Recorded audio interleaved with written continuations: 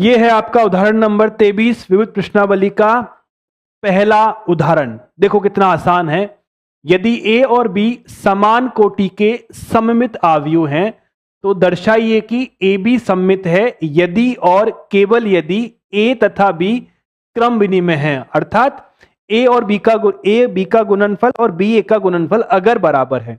ये सवाल ये बोलता है आपसे, क्या बोलता है? ये बोलता है कि ए और बी समान कोटि के सममित आव्यूह हैं। ठीक है, हमें यह बताना है कि ए बी सममित होगा यदि इस कंडीशन का पालन होता है।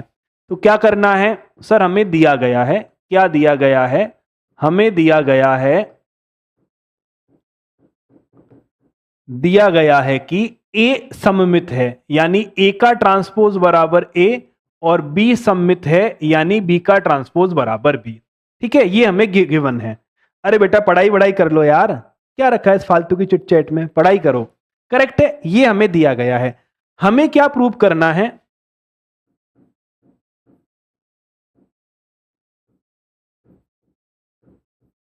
क्या सिद्ध करना है? कि ए बी सममित होगा। ए बी के सममित होने का मतलब क्या है? ए बी का ट्रांसपोज ए बी के बराबर होगा। ए बी का सममित होना मतलब ए बी का ट्रांसपोज ए बी के बराबर होगा। कब होगा? जब ए और बी का गुणनफल क्रम विनिमयता का पालन करता है। और सेकंड कंडीशन क्या है? अगर ए बी का गुणनफल क्रम विनिमयता का पालन करता है तो ए बी आपका सममित हो जाएगा। यानी इफ एंड ओनली इफ वाली कंडीशन है, दोनों तरफ से चीजें सही होंगी। कैसे? अगर ये सममित है तो ये बात सही है, ये बात सही है तो इसे सममित होना पड़ेगा। ठीक बात है। Video problem? क्या प्रॉब्लम है वीडियो में? सही तो आ रहा है? सही है ना? ठीक है, चलिए तो क्या करें सर? हम इसे सिद्ध करते हैं। हम पहला वाला पोर्शन लेके चलते हैं। हमने क्या माना है? हमने मान लिया है, क्या माना है कि ए बी का ट्रांसपोज ए बी के बराबर है यानी ए बी सममित है, ये हमने मान लिया है।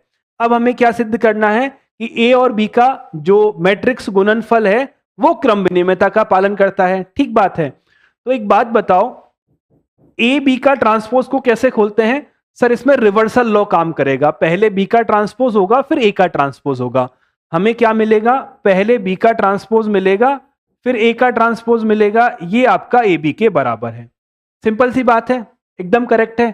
ठीक है सर, अब हमें क्या मिला? अब हमें यहां से मिला है कि बी का ट्रांसपोज किसके बराबर है? बी के बराबर है। बी का ट्रांसपोज बी के बराबर है, ए का ट्रांसपोज ए के बराबर है, तो बी ए का मान ए बी के बराबर आ गया। सिंपल है ना?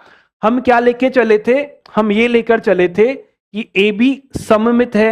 हमने क्या प्रूव कर दिया? कि ए बी क्रम विनिमय है। ठीक है, अतः ए तथा बी क्रम विनिमय है।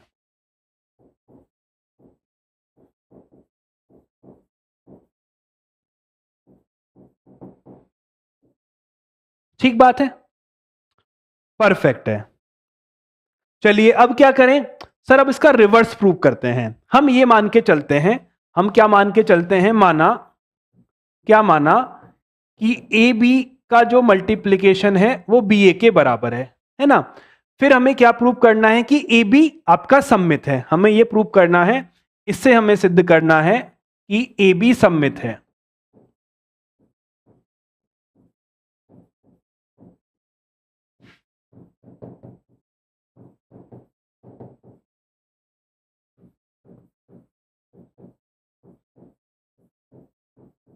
करेक्ट है, ठीक बात है।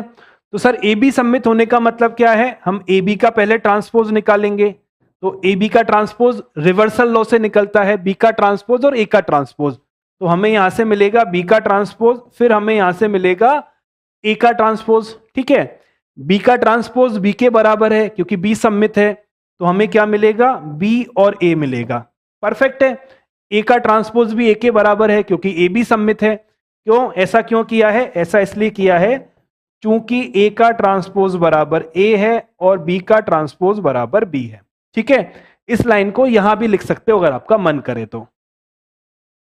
ठीक है, डिटर्मिनेंट्स कब स्टार्ट होगा? मंडे से। मंडे से हम सारणिक पढ़ेंगे और कोशिश करेंगे कि सारणिक को वीक में कंप्लीट कर लें ताकि फिर उसके अगले वीक से समाकलन स्टार्ट कर सकें। ठीक है, चलिए बात खत्म है। ये बी ए आ गया, परंतु हमें दे रखा है बी ए का मान ए बी के बराबर है, तो मैं इसे ए बी भी लिख सकता हूं, है ना। तो अगर ए बी का ट्रांसपोज ए बी के बराबर है तो ए बी क्या है, सममित है। अतः ए बी सममित है। आसान था, इजी या बहुत ज्यादा इजी है? हो गया।